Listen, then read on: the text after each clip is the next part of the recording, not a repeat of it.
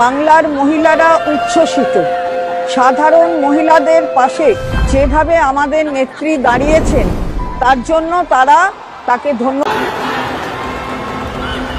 লক্ষ্মী ভান্ডার, স্বনির্ভর গোষ্ঠীর জন্য বিভিন্ন উৎসাহ সহ এই সুন্দর বাজেট, যেটাতে মহিলারা আরো সম্মান পেয়েছে।